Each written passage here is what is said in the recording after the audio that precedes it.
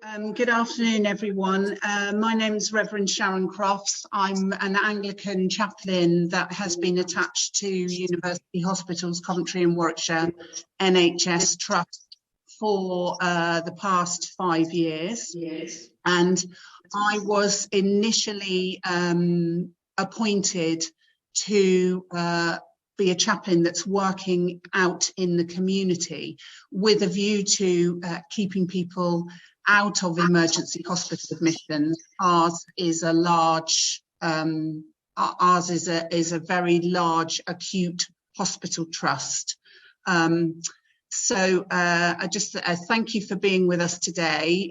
We are part of something called Compassionate Communities.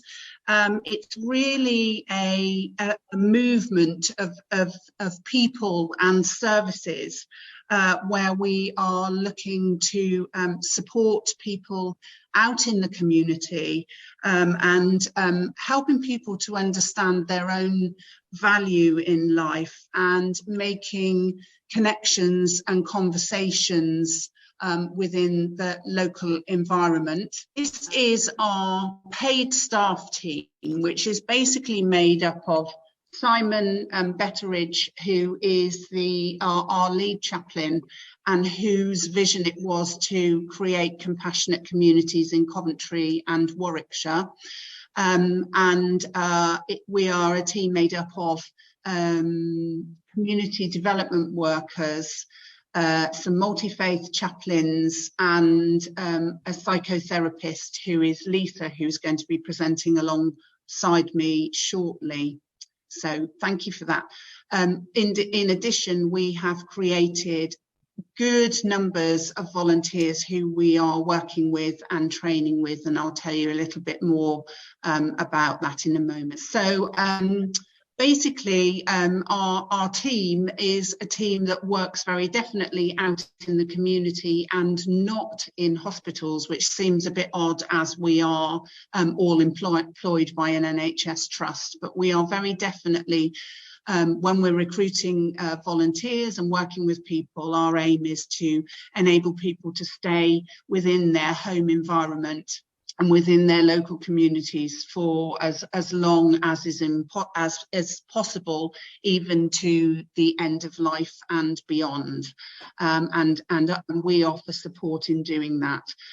We offer a huge variety of services, some of which I haven't listed, but the ones that I have listed are the ones that are relevant to the work that we're doing, that is relevant to the conference today. So we support groups of people who are socially isolated or and programs for people who are living with long-term health conditions, which are usually conditions that are going to end up ultimately, obviously, in end of life. So we work predominantly with people who are living with long-term respiratory conditions, people who are living with heart failure, and we are just about to start establishing new groups of people who are living with diabetes.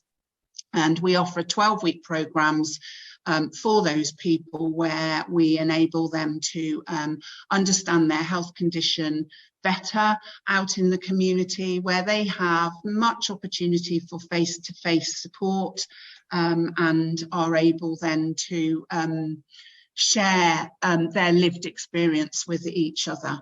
In addition to that, we are supporting people within the local community, within their home environments, and in group settings, people who have a terminal diagnosis, and we support them and their next of kin whilst they are still alive, and then through on into bereavement support for those next of kin.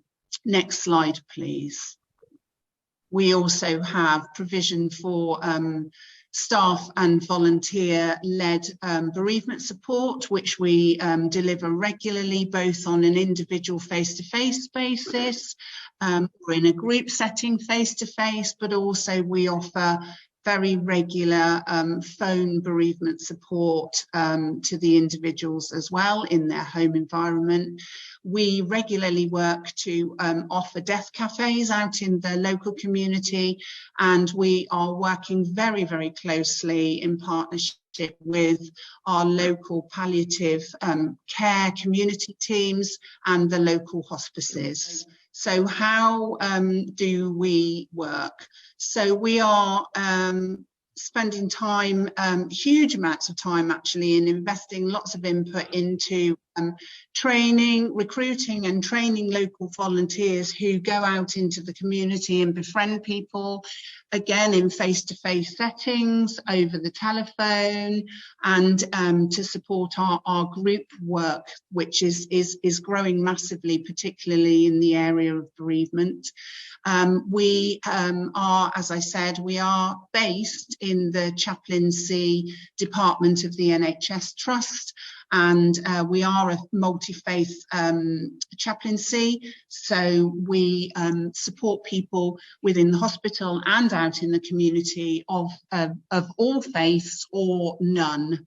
And our remit is very much about encouraging individual and shared conversations in safe settings. Next slide, please.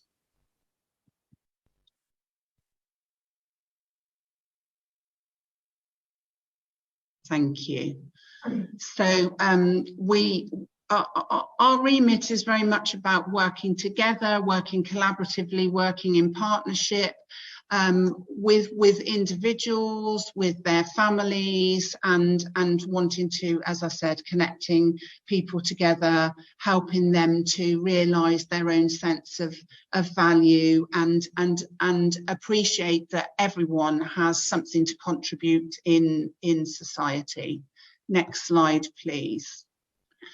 So as I explained at the top, and you saw the photos of the staff that we're working with, we also have a number of volunteers, but I would like to just hand over to my colleague Lisa Sant, who is going to talk about the work that she's doing with specific and professionalised work within our community.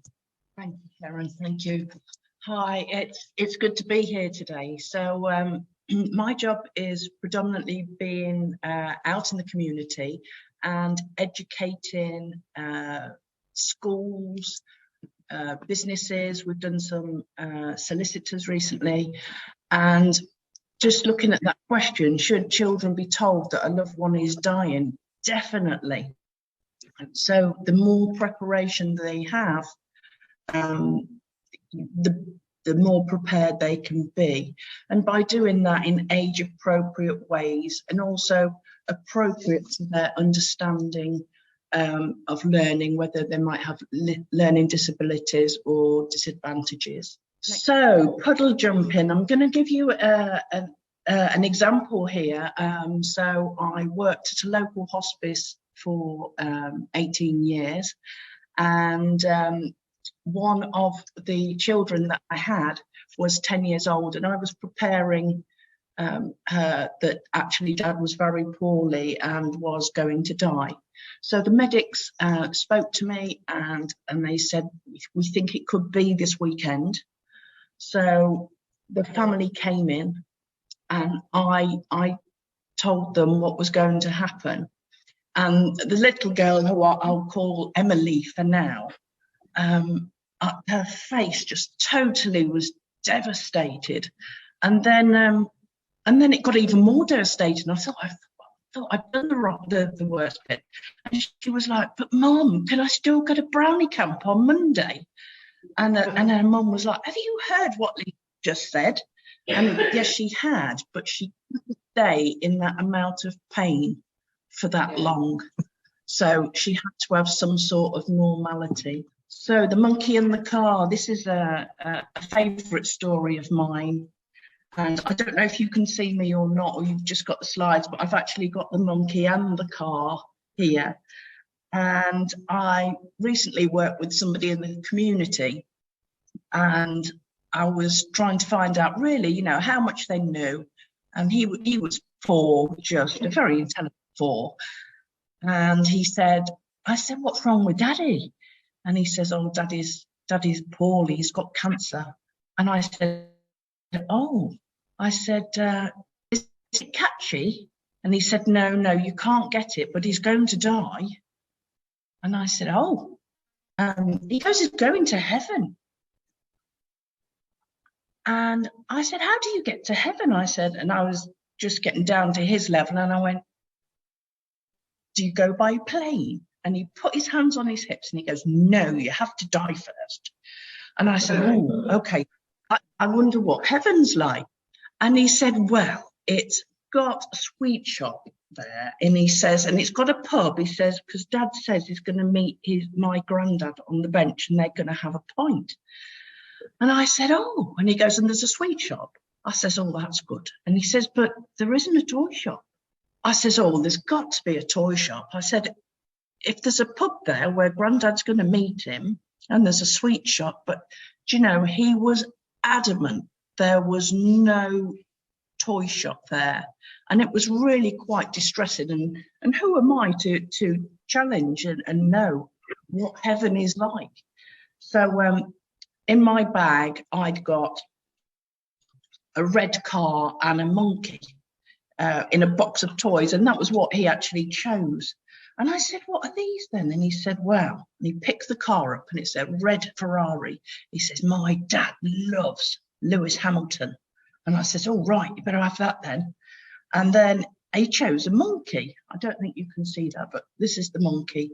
And I said, why monkey? He goes, because Dad says I'm his cheeky little monkey. And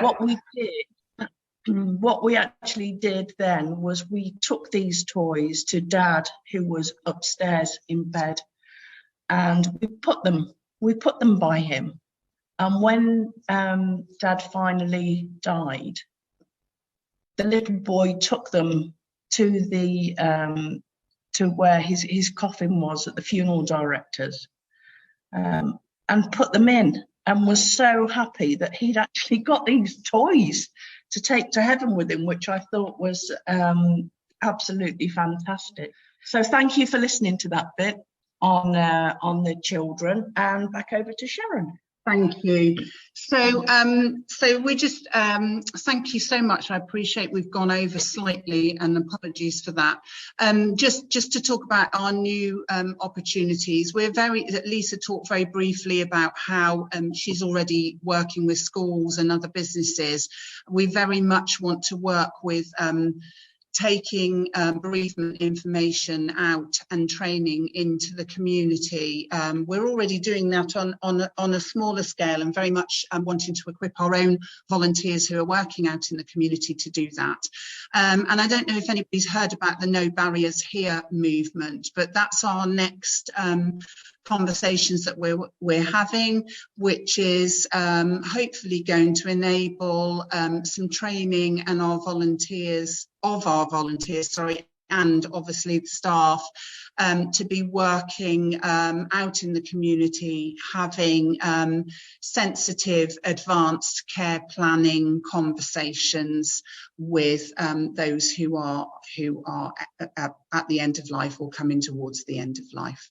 So we're doing quite a lot, and I will be quiet and allow other people to do their presentation. Thank you. Yeah, good afternoon, everyone. Thank you very much for coming and allowing us to also present Eden Care to you all. So my name is Ravsna, and I'm the senior coordinator for Eden Care. We provide service for people who are reaching end of life and terminally ill. We recruit befrienders and volunteers, and we provide that service. My colleague is Aisha Khanum. She's also the coordinator for Eden Care. So Eden Care is a BME-led service by people who've lost a loved one. So one of the co-founders of Eden Care was a gentleman who lost his mum in the process. She had terminal illness. And during that time, he experienced a few people around the room that she was in who lost their love, who were actually lonely and didn't have someone there to support, whereas his mother had his family around. So he thought these people who needed that care didn't have anybody. How can we help? So it initially started, the idea started from there. So Eden Care also works together with other community partners to deliver social and recreational activities for older people and address the social isolation. I'll come back to this point again later on. So our vision for Eden Care is we want to improve the quality care for people who are terminally ill, reaching end of life. During the lockdown, we actually had a massive referral coming in for people who are isolated. So we started taking a lot of referrals in for people who are isolated and supporting people in the community who felt this way. And it wasn't only in the community, it was also in hospitals and hospices and other community care homes. Okay, so our mission is to offer friendship, care, a sense of belonging to members of our community who are terminally ill. So because it was a BME-led organization, we did concentrate a lot around people who are from that background. So for example, we are from the Bangladeshi community. We had a lot of referrals coming in from the Bangladeshi community, and we sort of tried to match them with befrienders who understood from the cultural sensitivity who could deliver, as well as the faith background as well. So a lot of us were from the Muslim community. So we delivered befrienders who are from the same faith background as well. Saying that, we did have a lot of referrals that were from people who are not from any of that category. So although we specialized, we were still open for the rest of the community. And we did have a lot of referrals, as well as befrienders who are from different organizations, different communities. So tackling the isolation again for older people, we actually, although we've written it down, older people, we've actually had a lot of people from all walks of life, all age group. So it's not only older people. Recently, we've had a lot of referrals from Mind. So we had young people, young as 20 years old, being referred to us. So we're supporting them as well. Okay, so what we do, positive friendship with our service users. So once we get the referral, we do assess them at the beginning. So I myself, as well as my colleagues, sometimes we go and assess them. So their needs will be looked at, what they want. We go through a wish list as well. So then we sort of match them with the right person who'll be able to build that relationship with them. So that friendship is there for them. Strategic advice, engaging in the community consultation on end-of-life issues. So there are some complications that sometimes happen when people are thinking of end of life. So we try to sort of help them in advocating when they go into speaking with different organizations, for example, for services they need, which we can't provide. For example, the care packages, for example, the hospital and making the accommodation for when they are coming to the end of the time, to making sure that that care is there for them. So we sort of advocate as well in some ways. Research and development to better understand the community. So we do engage with the community a lot of the times, and we try to listen to our community, the needs are. And I think one of the key is that Eden Care was formed because of that listening, because he saw the founder, he actually saw that our community did need this service at that point when he was there in the hospital. And since then, we now have like 60 plus service users. And this is from 2014 when it first came, but this is current service users, but we had people who's been referred, who's passed away. Some people have gone into different care So we have sort of like a flow of people coming and going. Encouraging befrienders to get consistent support system in place. So we have the remote, so people have been doing telephone calls, the Zoom, those people who had access, they were able to use Zoom or the phone video calls, or the ones that people normally appreciate the most is the visits, because they want to interact, they want to see people face to face, they want to see, sometimes the touch. We had a lady who's in a nursing home, whose her only communication was through touch. So that's another thing that we find that most works really well. And we train our befrienders as well, so they know how to communicate with the service users. Create opportunities for the community as well. So we have events that happen. So Eden Care is a charity, part of the Thurton Rivers Trust. So we do a lot of fundraising. During the fundraising, we have we employ people to come and help us with fundraising. So we get the community to come in to engage, get to know about the services, as well as help out in fundraising.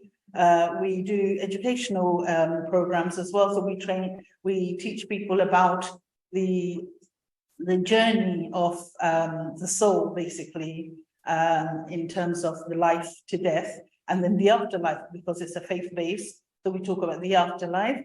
We talk about the process, the funeral process, the body washing, how to shroud, those things that's very important for us in the Muslim faith. So that's more of the opportunities in the community to get to know about it.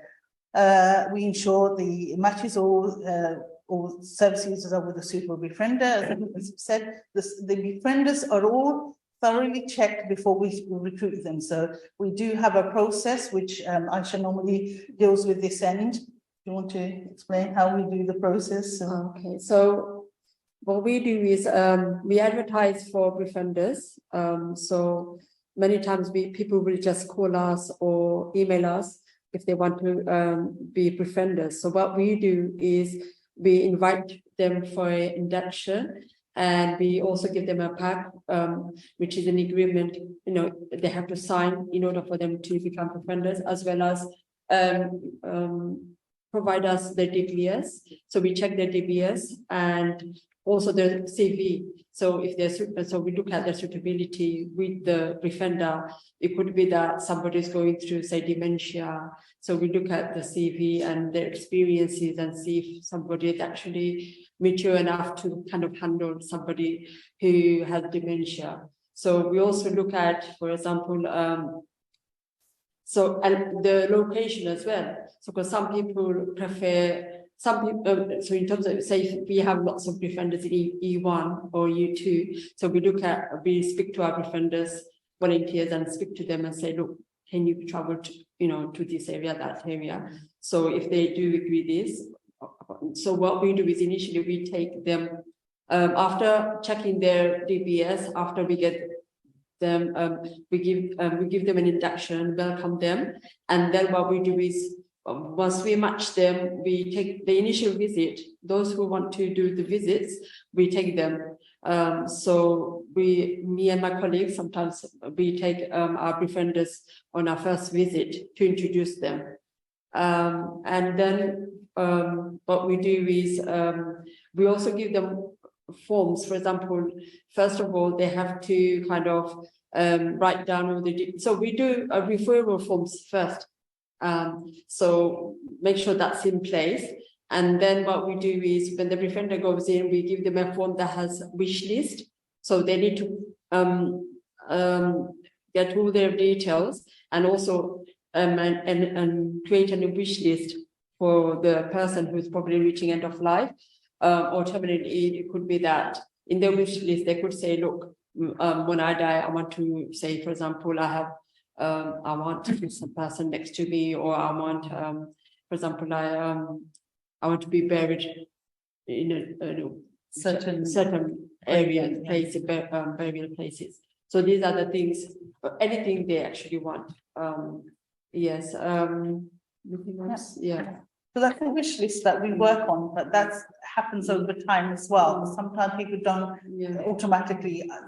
Sorry, so just one thing to include. So, for example, and the other thing we do is, so once we recruit the volunteers, the befrienders, we actually provide training on safeguarding, on communication. So, for example, sometimes it's very important how you communicate with a service user. It could be, like verbal, non-verbal. So those kind of things that we also provide training on. The other things, we also support the befrienders with counselling service as well. So we look after our befrienders and volunteers as well. So that service is in place. The day trips as well. So we have a sort of yearly day trip that we take the befrienders and the volunteers and the staff as well. So we all go together on a day trip so that people can engage with each other. The other thing we do is that we make sure every now and then, so every 6 months, 3 months, we have a social gathering with our befrienders. So we kind of, whether we have lunch or tea with them, and then just go over, just do a round with them to see how they are. Okay, so because we're a faith-based organization, we do look at what faith tells us. So this is just a hadith, which is the Prophet. Those who don't know, our Prophet Muhammad is the Prophet of Islam. Yes. So he's saying is the hadith basically. So Allah explained in the importance and greatness of the reward of visiting the sick. The Prophet, peace be upon him, said, on the day of resurrection, God the Almighty and the Majestic will say, "O child of Adam, I became sick and you did not visit me." The person will say, "O Lord, how can I visit you? And you are the Lord of all that exists." God will say, "Did you not know that my slave so-and-so became sick and you did not visit him? Did you not know that if you visited him, you would have found me with him?" And that's one of the reasons why we put so importance in visiting the sick. So one of the reasons why we have a lot of volunteers that are coming in because of their faith and because they want to make a change. This is one of the keys that just to add to that, one of the rights of a Muslim, there's 6 rights of a Muslim, and one of the rights is visiting sick, and